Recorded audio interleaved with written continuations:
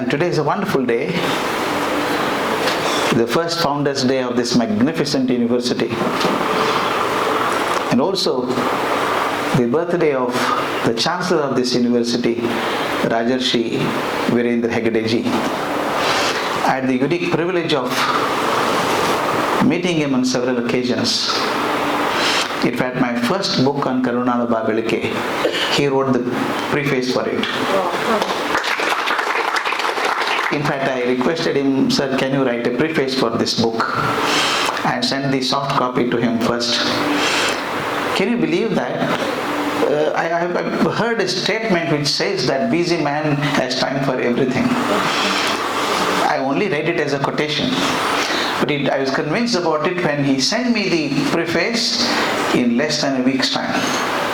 He read 100 stories and wrote the preface for it. One of the best prefaces you can think of is written there. That means he had time to go through all the stories. Not only that, he spoke to me on phone later on, saying that this story I like it very much. I want to borrow them for our book in Dharmasthala. He used them. One thing I should tell about him is the meticulousness with which he does everything. In fact, I had gone to Ujire, a 3 days lecture. He made me stay next to his house, and morning he would call me for a breakfast, and evening session for public, he would attend the lecture with me. Attend the lecture there. Something amazing. I said that he can find time for everything. And I can see his presence in every brick of this institution. When I went around the institution today morning, I was so grateful to Professor Niranjan Kumar for arranging that to go through the institution.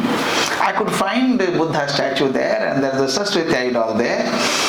Everything at the right place, and the right thing at the right place. And I can see his presence everywhere. You are fortunate that you have him as the Chancellor of this university. More than the Chancellor, he is a guiding spirit.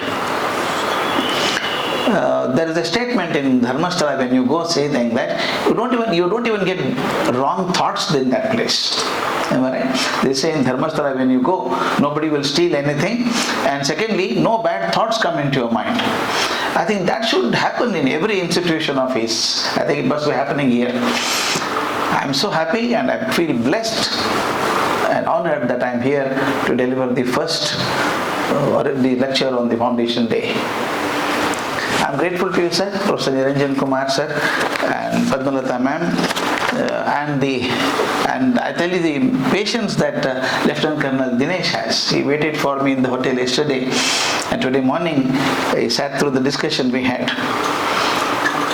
The topic given to me is education and human values. There's a lot of discussion about what education is all about. People say education is about getting new knowledge, touching the frontiers of knowledge, using that knowledge for success in life. But Swami Vivekananda gave one of the finest definitions of education. Education is the manifestation of the perfection already in man. There is perfection in every human being. It has to manifest. It is all potential in every human being. The day the child is born, everything that you should know is already there. The job of education is to bring it out. I'll share a small interesting incident that happened to me. I was in Sweden. I was traveling in Europe, and there was a discussion on education, and I was made the chairman of a small session. In Europe, they believe that there are two words from which the word education came out. Most of us know educare is a Latin word. From the word educare, education came out. Educare means to draw out, pull out, perfect, drill. That means it's not enough if you just know. You should be master of it, thoroughly know it. Some people say educare is the root of the word education. But there is also an equally strong group in Europe which says educare is not the root of the word. There is another Latin word called educere, E-D-U-C-E-R-E, educere, from which the word education has come. Educere means to transcend, to go beyond. that both the groups made a very strong argument in their case and said educare is the cause for education, not edusere, and edusere said edusere is the root of the purpose of education, not educare. And poor man, as a chairman, I had to give my opinion. I said both are not contradictory. Both are necessary in education. Educare and edusere both are essential ingredients of a quality education. For example, I gave an example to them which they convinced, perhaps I think though they have stopped fighting about it. I gave an example of a person who learns classical music. You know, they have to learn ragas. I've seen people who spend years together to master a raga. Each raga has a particular arohana, there is a particular avrohana, there is a tana, there is pallavi, and all kinds of things are there. You must understand the borders of that raga. If you cross the border, it becomes besur. They miss the raga. The raga is not appropriate. You must know the boundaries of the raga and sing within that. I always said, yes, it is good. Some people spend years together to master that raga, it's okay. But if you remain singing within the boundary, how do you discover or invent another raga? You cannot do it. A person, a genius like Balamurali Krishna, who got so many ragas to us, how could he do that? Then I said, both are required. I must work within the frame of the raga, understand the nuances and the frames of reference of a raga, but do not get stuck there. You transcend and go to another level. So knowing and transcending are both the jobs of education. Edusere and educare, both are important. That means I teach my children, students in the school and colleges, to know what they are supposed to know. If they only remain there, it is not the growth. They should learn what they are supposed to know and also have the courage to conquer and go beyond. That's what we call Vijayadashami, Simolanghana. To transcend barriers. It's not crossing the boundary of somebody's property. It's transcending our own limitations that we have. So therefore, education is a combination of both edusere and educare. Sometimes we believe that you get a good quality degree, most likely a master degree or a doctoral degree, you are an educated person. But there is a clear differentiation between education and literacy. There are many people who are literates, but you can't call them as educated. I very commonly mention an example that happened in my life, probably a repetition for some of you. A friend of mine who did PhD with me wanted to do another PhD. My PhD is a fossil today, long back, 45, 47 years ago. Those days going to US was not easy. It's very expensive. I hope some of you elderly people here would know, if somebody went to US, his photograph will come in the paper, Videsha Prayana. It's a great news. Today it's not a great news at all. Then his father was a primary school teacher in a small village in Belagavi district. Since the boy expressed his desire, the father sold his property and sent this boy to America. He went there, did research, and he got married to an American girl. He did not tell his parents that he got married. He had a child, he had a daughter. Parents were not told about it. After 5 years, for the first time, he came back to India. Those days we didn't have WhatsApp, or you didn't have Skype, or you did not have internet at that time. So I had not seen the father. Father had not seen the child. On the day he was coming back to the Belgaum, incidentally I was in Belgaum. Otherwise I would not have gone to the airport. I went to the airport to receive him. Belgaum had a small airport at that time, very small airport. And I went there, his father was sitting there. You can visualize a retired primary school teacher.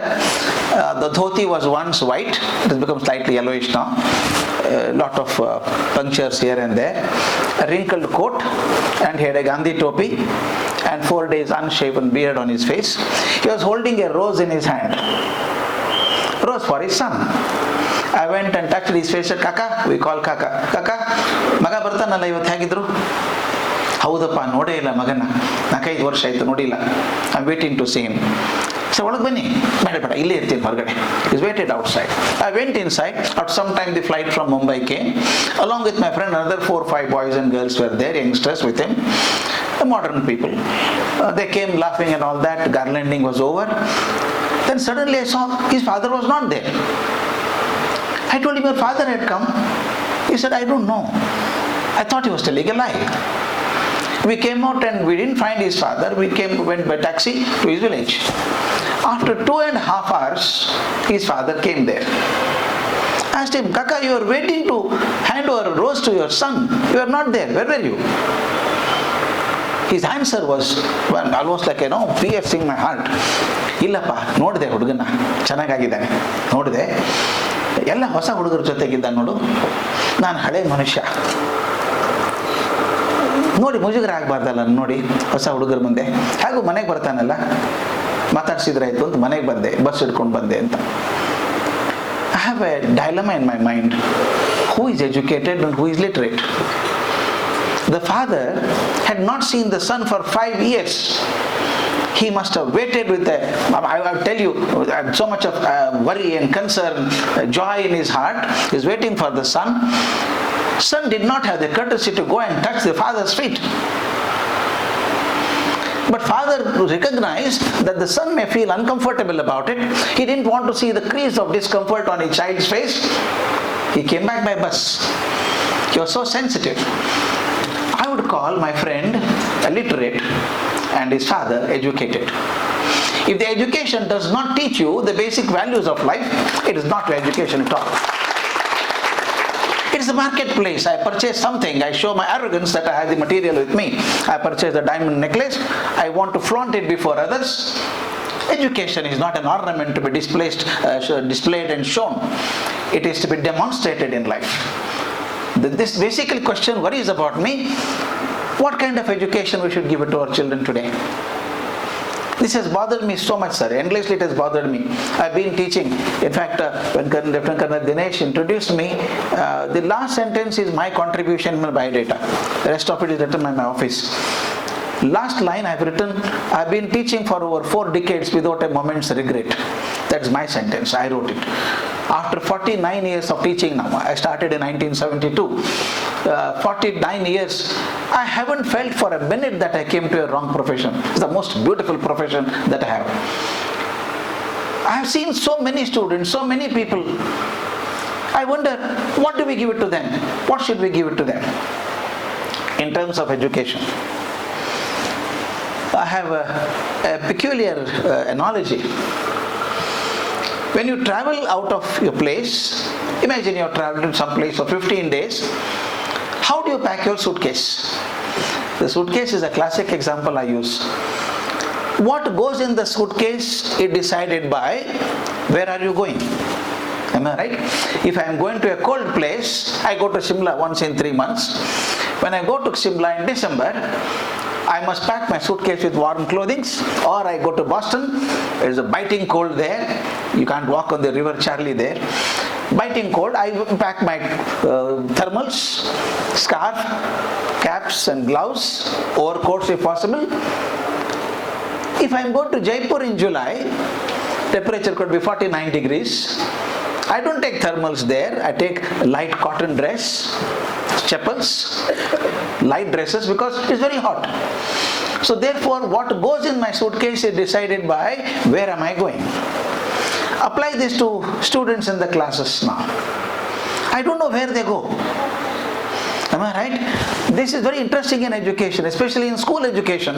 At least when they come to medicine, they know that they are going to be doctors. But in school education, we don't know where are they going to be. Then, in fact, apart from it, I have seen people change their loyalty later on. He may be engineer, but he becomes something else in life. I've seen people they do the BA and then do MBA and become management experts. I have also seen my students who are doctors left medicine and started garment designing. I asked my student, I don't know, why did you study anatomy to design garments? She said, my father wanted me doctor, sir. I became a doctor, but I'm not interested in medicine. I love garment designing. So we don't know where they are going. If they do not know where they are going, what should I pack their suitcase with? This is my major concern. I always say education is a definite program for an indefinite future. We do not know where they go. So therefore, what should go into the suitcase has been bothering me. I got a solution of it, one simple solution of a kind, about 2-3 years ago. I was traveling with my wife from London to Paris. There's a lovely train journey. If you have a chance, don't miss it. I'm not advertising, but I feel happy about it. It's an undersea train. It goes under the ocean, directly from London to Paris. The sea is above you. And then we boarded the train in London. About 10 minutes later, I found a gang of 8 to 10 boys and girls, all in their 20s and 30s, coming with shorts and t-shirts, with backpacks, coming there giggling and laughing and occupying seats in the compartment. I make friendship very fast. One lady was sitting next to me, young girl sitting next to me. I asked her, "Where are you going?" Is it a wrong question? Traveling by train, and I found another person in the train. "Where are you going?" She shouted over the shoulders to somebody, "Hey, where are we going?" I said, "Don't you know where are you going?" "I'm checking with him." He said, "We are going to Paris." "Oh, we are going to Paris." Did you not know? It doesn't matter to us. We have a gang of 10-15 people. Every year we decide to go for a 10 days trip. We come to station or airport, whichever. We catch the first train and take the ticket to the last station. Because you're seeing the country, name doesn't matter to me. We go to that place, stay for 10 days, move around, write our journals and write stories about it. Then I ask the question, if you do not know where are you going, how did you pack your backpack? Backpack worries me. Suitcase and backpack worries me. How did you pack? She said, "Doesn't matter. I kept both. I kept some warm clothing and also some light dresses. We carry both. If it is cold, we wear the warm clothing. If it is warm, we wear the light clothing." I said, "My God, we should do the same thing to our students also. I should prepare them for any consequence in life. What are the things we should pack?" I learned something. 2-3 things we had to pack in that. Subject we are going to teach them. Information we are bound to give them. The curriculum gives us that we should teach this. But in addition, I thought we should give them first confidence. Teach them how to manage life with confidence. I tell you, my friends, I have seen many people with PhDs are scared of talking before others. Mortally scared of talking. You ask them what you want. "I don't know. I have done this. I don't know." If there's a lack of confidence, I don't know what education is for. Your maid servant in the house is not scared of losing job. You tell her, "Don't come from tomorrow," she'll get another 4 houses. You should be careful about retaining her in your house. Am I right? You are scared of whether she would leave the job and go. Your plumber is not scared of losing jobs. Your carpenter is not scared of losing job. But our postgraduates are mortally scared of losing jobs. It was in 2009, I believe, in the beginning. I was in Los Angeles in US. A friend of mine told, "We'll go to a house. There's a tragedy in the house. We go and sympathize with the family." On the way, I asked, "What happened?" This young man from Tamil Nadu had committed suicide. But to go and empathize with the wife and children. We went there. It's a family of 4. Husband is about 42, 43. Wife is about 38. 2 children, 10-year-old girl and 6-year-old boy. Only 4 of them. They lived in a beautiful house in Los Angeles. It's an expensive place. This man studied, I tell you background, he's from IIT Chennai and IIM Ahmedabad. These are the best degrees we flout around in India as the best qualifications. He got into a beautiful job, stayed in Los Angeles. I was asking, why did he do that? Asked his wife. She said, "I don't know." His friend lost his job. Recession had set in 2008 and he lost job. And immediately, maybe this man thought, "I'm going to lose job also." It may be very rare exception. But to that moment I felt my education had failed. If your IIT and IIM does not give you the confidence you can get another job, what can it give you? Is it not right? Today a small man working in a small company loses job, he said, "Doesn't matter, 3 months I'll get another job." My education should first give the confidence that person has. It should also develop open-mindedness. We become so dogmatic as we become older and older. And I've seen people who have got very high education become more dogmatic. Can I make my mind open? I remember St. John. St. John, the man who lived with Jesus Christ all the time. He was a childhood friend. When he went on Mount Sermon, or wherever he went, Galilee, river Galilee, ocean, river, sea, Galilee sea, it says Jesus Christ walked on water and John was with him. When he fed 5,000 people on Galilee ocean, he was there. When Jesus was crucified, he was there. He knelt and begged, please don't crucify my friend. He was the one who brought the body down. He lived with Jesus in every major step of his life. John lived up to 91 years. At 91 he became very old, and they announced this is the last lecture of St. John. People had gathered in Jerusalem in large number, and this old man was taken up. Very unsteady walk. With the help of somebody, he climbed on the platform and sat there. He covered his eyes to see whether people are there in the crowd. Somebody made a long introduction of St. John, saying he was the one who was the shadow of Jesus Christ. He knows so much about Jesus Christ. Today he will give a lecture. It's the last lecture. Everybody had ears all over their body of trying to focus what John would give the last lecture sermon. What is the message he is going to give?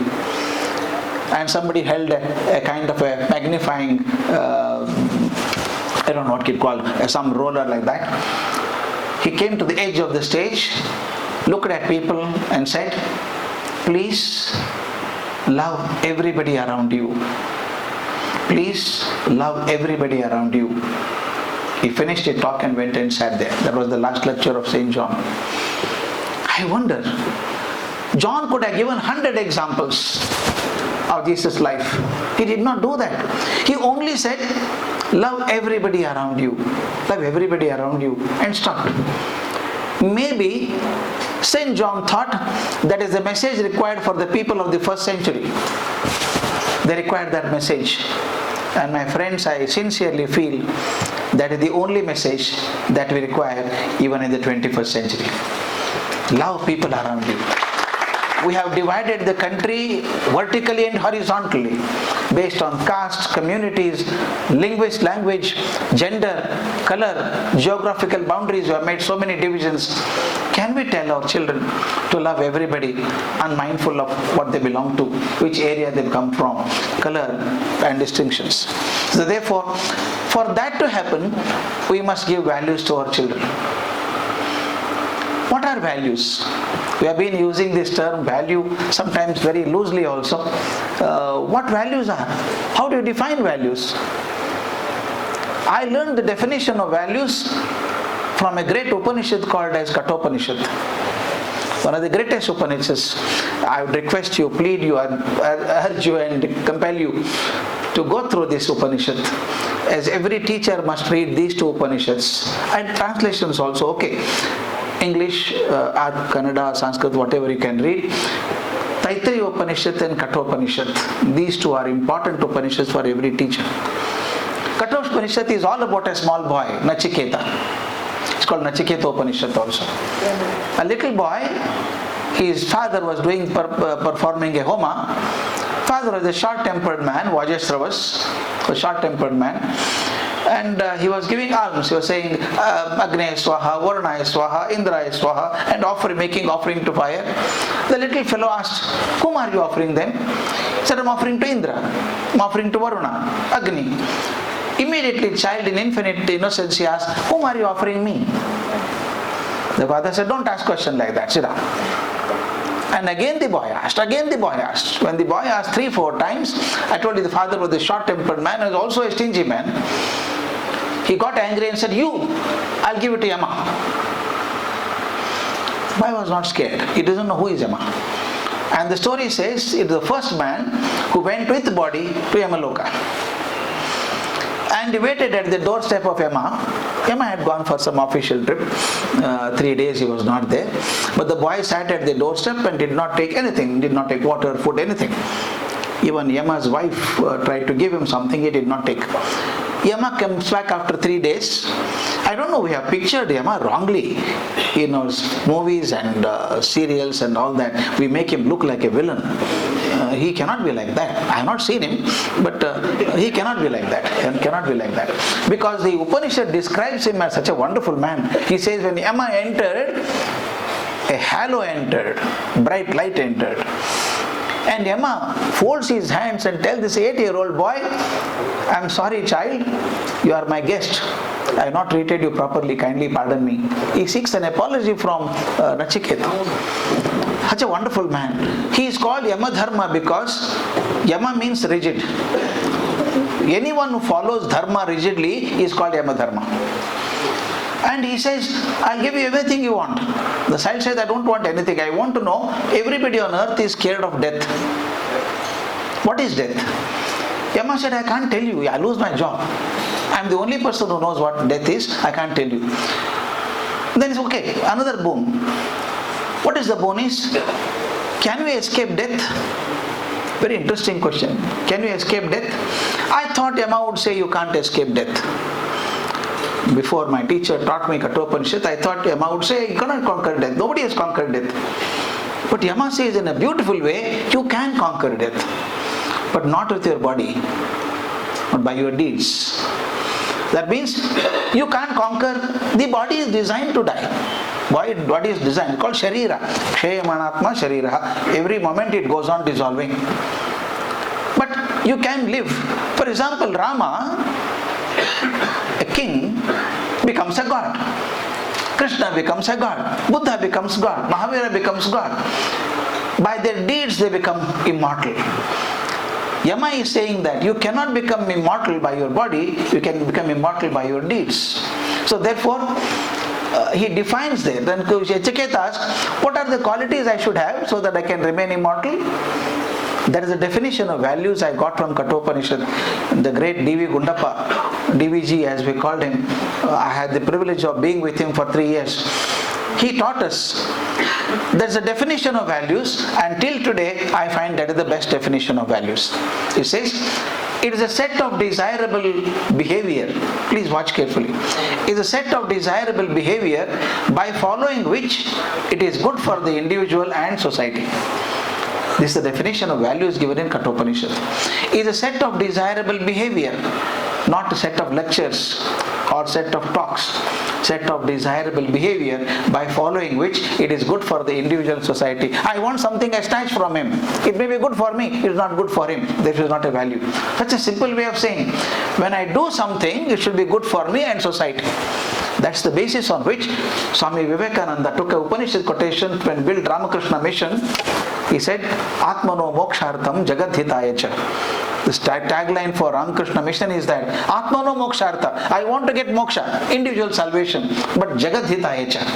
I should also do good for the world also. So both are required. As I mentioned, it is an act, not a lecture. I normally do a small exercise. Should I do that here? Small exercise. I am very fond of doing it. We can do it today. ಕನ್ನಡದಲ್ಲಿ ಹೇಳ್ಬೋದಾ? ಕನ್ನಡ ಬರುತ್ತೆ ಎಲ್ಲರಿಗೂ? ಹೌದಲ್ಲ? ದಯವಿಟ್ಟು ಎಲ್ಲರೂ ನಾನು ಹೇಳಿದ ಹಾಗೆ ಮಾಡಬೇಕು. I can tell in English also. Some people do not understand Kannada. I can use that. Please do exactly as I say. Is it okay?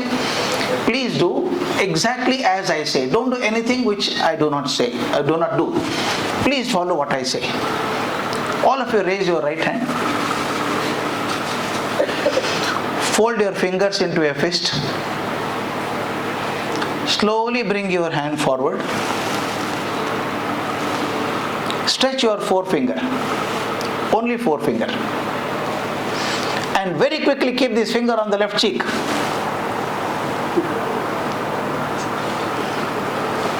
Please see where you kept your finger. I told, keep your finger on the left cheek. Majority, quite a large number of people kept the finger here. Some are smart, they kept the finger and slowly moved on to the cheek. Doesn't matter. But some kept on the left cheek, I know. Why did it happen? I had told you twice or thrice before, please do as I say. I never said do as I do. But most of you did what I said. The reason is that When I said, you saw me in 4 stages, I said, raise your hand, I also raised. He said, oh, this fellow is also going to do, is it? Okay. He started watching me. Fold your fingers into a fist, I did it. Bring your hand forward, I did it. Stretch your forefinger, I did it. You saw me in these 3 steps, I did whatever I said. You started having some kind of belief in me. You started watching me more rather than hearing me more. Because visual action is more powerful than oral statements. And then immediately, I added a word immediately. Quickly, keep this finger on the left cheek and brought it here. And you also brought it here. Because you saw what I was doing. Therefore, the values are not taught. Values are not lectured about. Values are professed. Please believe me, values are professed. I may give a beautiful sermon, but if I don't practice that in my life, it has no relevance at all. Absolutely no relevance. People say it is a stage talk. It's not like that. But what you do remains with people. As a teacher, I do something in my class. I teach in such a nice way. I talk about, be friendly, huh? But after the class, don't come now. The people know that you are not what you are saying. Moment there is a yawning gap between your thoughts. Medical college, an incident happened, I wrote about it, became very, very popular. There is a doctor in Bangalore, in an area called Sadashiva Nagar. I shall give you some background for it. Those of you who know Bangalore know very well. Sadashiva Nagar is normally called as House of Lords. Only very, very rich people can stay there, can afford to stay there. And this friend of mine, he stayed in Sadashiva Nagar. This happened about 18-20 years ago. Very smart, handsome man. He is about 45 years at that time. More handsome than any cinema actor at that time. And his wife was my classmate. That's my connection with him. His wife Pushpa was my classmate. And through her I knew him and became very close friends. And he has got big hospital. At least about 15-20 doctors work under him. This is what happened 20 years ago. He has 2 children. A daughter was studying in Mount Carmel College. The elder son was studying in US. He has such a busy practice and he is a member of all the clubs in Bangalore. Enough and more money. 3-4 cars in the house, 2 big bungalows in Sadashiva Nagar. I mean, this should give you an idea of his financial status. He is very well off. One day Pushpa called me and said, come home. He used to go normally. And she said, your friend. This always happens. When they are loving together, they say, my husband. And there's a problem, he say, your friend. I said, what is the problem with my friend? He has become very irritable nowadays. Very short-tempered. Suddenly shouts. He shouts at me, he shouts at even the drivers. He shouted at my daughter today morning. Become very irritable now. Why? I don't know. I asked him, he shouted again at me. He was not like this before. Why don't you talk? You counsel so many people, why don't you counsel him? I went to him. I asked typical questions of a counselor. What is the problem, man? I don't know. I know that I am become irritable. I don't know why. You tell me, no? You tell me you are a counselor. I said, how can I tell you, man? I said, any problem in the hospital? No problem at all. Any case that you tried to do and made a mistake, it happens. Only doctors know what happens. Any problem of that kind? No, nothing of that kind. I am basically an orthopedician. At best he may limp more, nothing else. And life will not go. Then he said, any competition for you? Any hospital has started again? He said, I'll be happy. If somebody wants to start a hospital, I'll give money also. I'm tired of my work. It's too much work for me. Is extra work killing you? No. I'm enjoying now. I used to work earlier very heavily. Now what I do is, I come back for lunch, relax and go back because the doctors are there to take care of the hospital. I'm not working so much. What's your problem then?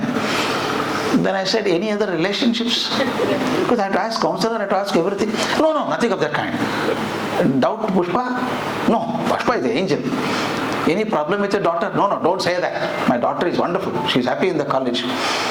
What is your problem? Shortage of money? He said, no problem at all.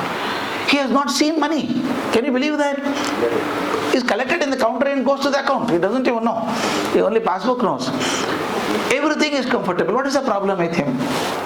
I had to suggest something as a counselor, no? I told him, you have got a big coffee estate in Chikmagalur. I have gone there with my wife and family, the Chikmagalur coffee estate. I told him, tomorrow, do one thing, make arrangements in the hospital, disappear from here for 1 week. Go to Chikmagalur and stay there. But a few conditions. You can't take Pushpa and your daughter. You go alone. You're going to stay alone. Don't watch television much. Half an hour is okay. You do something every day different. Something differently every day. I'll come next Saturday. Alright? Don't call Pushpa every day and talk to her. You are going to do something on your own.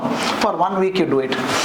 As a treatment, he took it seriously and went to Chikmagalur. You're coming on Saturday, no? I said, I'm coming on Saturday. Pushpa telephoned to me on Friday and said, what time are we going tomorrow? I said, I'm not coming. Hurry, you told that fellow you're coming on Saturday.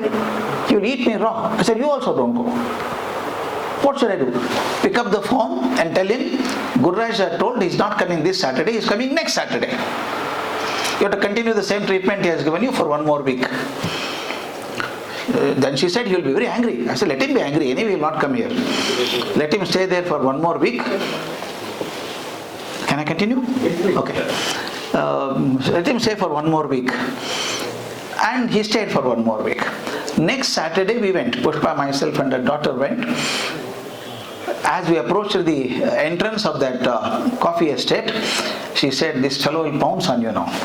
You told last Saturday and you delayed by 1 more week, he'll pounce on you and he'll hit you perhaps. Be careful. Let him do whatever he wants. We got down from the car.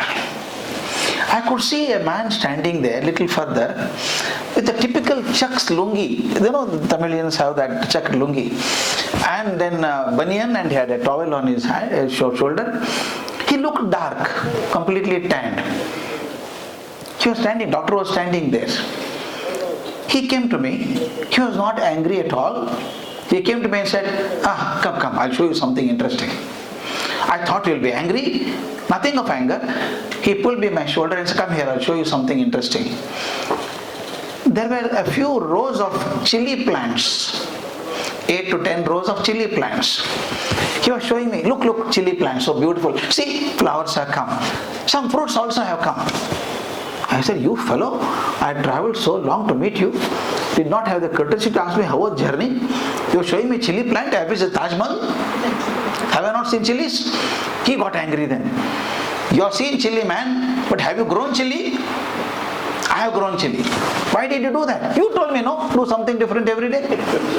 I dug up this whole area, made rows, I put the seed there, I watered them, the fruits have come now. And I saw his hand.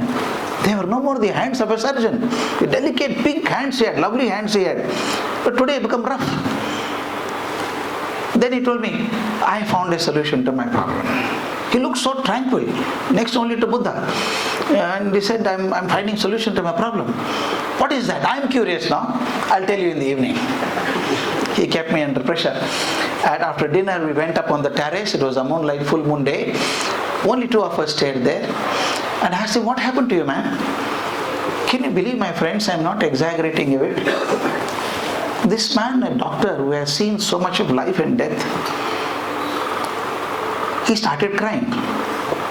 Thank you, Guru, for sending me here. I discovered what was the problem with me. What is the problem with you? He said, you told me to do something every day differently, no? One day I was thinking, what should I do? I saw my gardener's son riding a bicycle.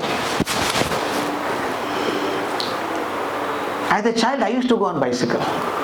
He comes from Tirthalli and that area, your area, Tirthalli area. I used to go to school on bicycle. I was wondering whether I had forgotten bicycle riding. I took the bicycle from the farmer's son. I rode. I had not forgotten. Please remember, 2 things you'll never forget once you learn. Bicycle riding and swimming. If you learn them once, you'll never miss it. When you're thrown in water, you will swim. He said, I'm happy. I could ride bicycle. Immediately he sent some of his assistant and got a new bicycle for himself. And it's a huge compound, 120, 130 acres of coffee estate. There's some road on all sides. I took the bicycle one day and started going around the fence. Small bicycle path is there, I went around. I believe, my friends, please believe me, When your intentions are clear and honest, God will stand next to you. Something will happen, remarkable happens. But if your intentions are not clear, don't expect that. Your intentions are pure and honest, God will manifest there and do something. And this man was going on his bicycle near a hut. 10-15 people had gathered and all were crying. It's the doctor's instinct. He stopped his bicycle there and went and asked, what happened? Sir, this farmer lost his child, sir. 9-month-old child died, sir. He went there, the child was on the mother's lap and mother was crying inconsolably. What happened? When it happened? Just now, sir, just now.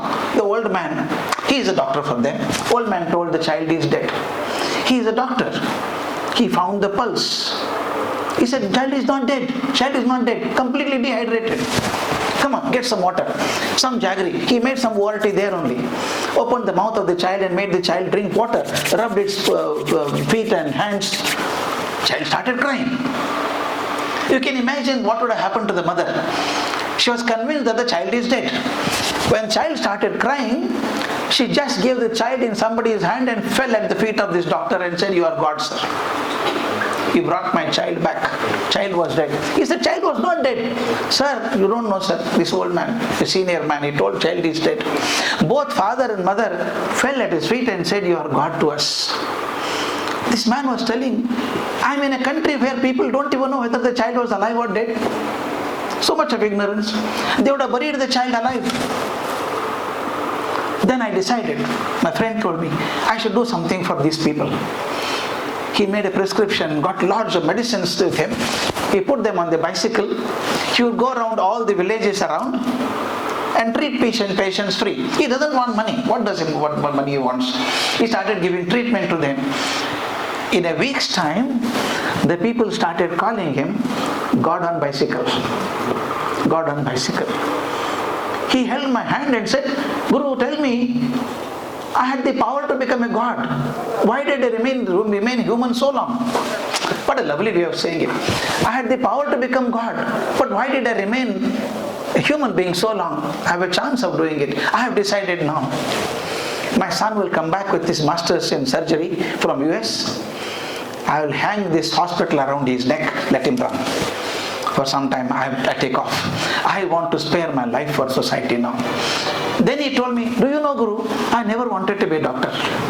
Please see, he realized this at that time. I never wanted to be a doctor. My father was a pujari in a temple. I studied well. I got first rank in SSLC. The moment I got first rank in SSLC, you were sitting on a tiger's back. You can't get second rank in PUC. I went to PUC, first rank holder in SSLC. I got first rank in PUC also. I got seat in Bangalore Medical College. I was so happy. I was first in MBBS. Then I did my surgery. Then I did my MCH. Success came very quickly. I came from a very poor background. Very poor background. When I started doing surgeries in Bangalore, money started coming in. I was consultant to 4 or 5 hospitals. Money came. I built my own hospital. More money came. All this luxury came to me. In that confusion of earning money, getting impressed by the amount of money I gained, I forgot what I wanted to be. Now I realize, I tell you, sir, you do not realize the value of or futility of money till you have money. You only when you have money you realize what worth is money. Yeah, I have so much money now. What do I do with it? I actually wanted to be a farmer. I wanted to take some 4 acres of land in Sringeri and build a nice farm. I couldn't do it. But now I have got time now. He's not going to agriculture now. Believe me, he spends his time all over the country, all over the world, only helping people. Does not take 1 paisa. He is still called God on cycle. I start thinking of this. Value of life is not what you learn and teach, but what you learn from life and teach. This man learned so much from life and taught. I would say this is one of the finest things that education can give you. Allow you to introspect your own life. Introspect your own life and see what I am designed for. Sometimes fame comes, success comes, money comes. It drowns your personal ambition down below. You don't even know what you want it to be. So sometimes you have to discover the education should give me the time to introspect and look at our own life. Another thing that education should teach as a value is the joy of giving people. We become so selfish, we become greedy. I start earning for myself. Can education teach me it is my responsibility to give back to society that I want? Giving is not an obligation. Giving is the only way to make our life stable. I mentioned about an incident, it happened to me. It's a very popular incident. I was the principal of a college for a long time. I loved my colleagues and colleagues loved me so much. One day my lecturer came to me and said, "Sir, you should come home, sir." I said, "Okay, I'll try to come." The try to come is a very bad business, when you say try to come, you don't go. Normally you say I'll try to come means I'm not coming. A whole year I could not go. Beginning of the next academic year, both husband and wife came to me and said, "This Sunday you should come, sir, we'll wait for you." I made a commitment, I'll come. Sunday went to the house. The husband and wife were so happy that the principal has come home. I was sitting there. She has 2 children. My colleague had 2 children. One is an 8-year-old fellow, second one. First he is about 11-year-old fellow. Normally the first child is very obedient. Normally, first child is obedient, accepts everything. Second one is a mischievous man. It's always so. Because the first child grows with their parents and pick up adult behavior. The first fellow came and said, "Good morning, sir. So happy you came, sir. Thank you, sir." And went. It's all programmed language. The second fellow came. A typical half pant and t-shirt with his hair scattered all over. Both his hands in 2 pant pockets. He came and stood before me. Went on looking at me like this only. Quite embarrassing, no? If somebody goes on come close and watches you. I said, "What is so special, man? Are you the principal?" He asked me. I said, "Yes." Then suddenly he pushed his lower lip out and said, "You have a shower in your bathroom?" Something is working in his mind. And the lady was feeling bad. "Don't ask stupid questions. Just sit up. I'll come to you." He told his mother, "You have a shower in your bathroom?" I said, "Yes."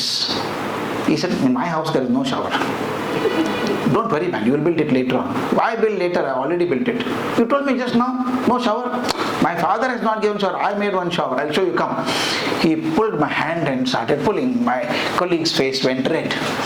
"First time your principal comes home and you drag him to the bathroom." I said, "Don't worry, let me see what he's showing." I went into the bathroom and as he said, there was only a tap. There was no shower. This fellow is a magician. See what I do now. From one pocket he took out a balloon, rubbed it, blew it, fixed it to the tap. From the other pad pocket took a thread and tied it nicely. Now see, he opened the tap. The water started gushing into the balloon. Balloon became so big. It was about to burst. I was telling him, "No, it will go to burst." Before I could say, he stopped it. Tap. Now look at it. From the shirt pocket took a sharp needle pin. Chuck, chuck, chuck, chuck, went on making 10, 15 holes to that. Water started gushing out like a shower. And balloon became flat again. Again he opened the tap half now. The water was coming into the balloon and water was coming out like a shower. It looked like a shower. He smiled and said, "See, the balloon shower." He called it balloon shower. I said, "He's a very intelligent boy," and appreciated and came back. I have a normal habit of introspecting on every small thing that happens. After I introspected, I found it was a very philosophical experience. Not a small experience, great philosophical experience. Are we not like the balloon? Flat. When I was born, I could not do anything other than crying, helpless, like the balloon. Then I fixed it to the tap and tied it properly and allowed water to come in. I was like that when I was born, absolutely helpless. But as I grew, I learned from my mother, father, family members, schools, colleges, university and society, and my life became big. Imagine if I go on receiving water, the balloon goes on receiving water from the tap, what would happen? The balloon would burst. Because he made 10, 15 holes, the balloon is safe. Am I right? Because the water is coming in and water is going out also. Therefore, I learned a lesson. As the balloon has 10, 15 holes, I have so many faces. I am husband to somebody, boss to somebody, colleague to somebody, father to somebody, brother to somebody. I have 100 faces of mine. If I can start contributing to society through each of these faces, is not an obligation. It is the only way to make my life stable. Therefore, if I want to make my life stable, I have to give it. I have to teach my students in the schools and colleges that yes, you earn. Earn by honest methods, no problem. But if you find tear in the person sitting next to you, you should have the humanity to take out the handkerchief and wipe the tears at least. If you can't do that, education is not worth it. Can I teach them? There is joy of giving. Joy of giving. There is a tremendous joy in giving. Giving does not mean money only. I am not talking of that. In fact, in the Vice Chancellor chamber, we are talking about that. Giving is not money. Some people can give money. You don't have to give money. Giving time, some time for your friend when he needs you most is a costly gift. Or one's word of sympathy, encouragement, one word of appreciation. I have seen some people who can't even smile at all. Some manufacturing defect. I have seen people, when you go for a walk, you talk to them, how are you, ಹೇಗಿದ್ದೀರಿ? ಸಾಮಾನ್ಯ ಎಲ್ಲರೂ ಚೆನ್ನಾಗಿದ್ದೀವಿ ಅಂತಾರೆ. ಕೆಲವರು question mark ಇದ್ದಂಗೆ ಇರ್ತಾರೆ. ಹೇಗಿದ್ದೀರಿ? ಏನೋ ಅಪ್ಪ ಹೆಂಗಿದ್ದೀನಿ. ಅವ್ರು ಹೇಳೋದು ನೋಡಿದ್ರೆ ಯಾಕಿದ್ದೀರಿ ಅಂತ ಕೇಳಬೇಕು ಅನ್ಸುತ್ತೆ ಅಲ್ವಾ? ಸಂತೋಷ, ನಾನು ಚೆನ್ನಾಗಿದ್ದೀನಿ ಅಂತ ಹೇಳೋಕೇನ್ರಿ? ಏನು ಡಾಕ್ಟರ್ ನಾನು ನಾಡಿ ಹಿಡಿದು ಕೇಳ್ತಾ ಇದ್ದೇನೆ ನಾನು? ಅದು ಪ್ರಶ್ನೆ ಇರೋದು ಹಾಗೆ. The joy of giving could be anything. Just smile, appreciation, time. W.B. Yeats, one of the greatest writers of English, writes in his profile in biodata. One day he was sitting in his house in London. At about 4 o'clock in the evening, he was writing something. There was a knock on the door. In England, people don't come without information. Even the son wants to meet the father, he will take a time and come. He said, I have not given time to anybody. But nevertheless, he went to the door and saw one person, elderly person was standing, his eyes were red. He said, can I come in? He can't say, no, please come. Made him sit on the chair next to him. That man removed his spectacles, kept on the table, held his face in the palm of his hand and started crying. Yeats did not know who is he and why has he come. But intuitively he went behind him and put his hand on his shoulder and said, don't worry sir, God is with you, God is with you. After 2 minutes the man wiped his tears, wore his spectacles back and said, thank you sir, I take leave of you. Yeats went to the door and said, sir, you seem to be under some pressure. Anything I can do to help you, I'll be glad to do that. The man said, sir, you already helped me sir. You told me God is there. That's what I wanted from you. Tell me what happened. He said, sir, I live in the same street down. The last house is mine. You do not know me, but I know you. You are a celebrity. In the morning walks, I have seen you. I stay with my wife here. My only daughter is in New Zealand. She has gone to stay with my daughter. And today morning I got a message that my daughter died in an accident. My wife is alone there. I want to go immediately, but I can't go. My flight is tomorrow. I'm just like a pressure cooker. I'm boiling within me. I don't know what to whom to tell, sir. Suddenly I remembered you that you are there.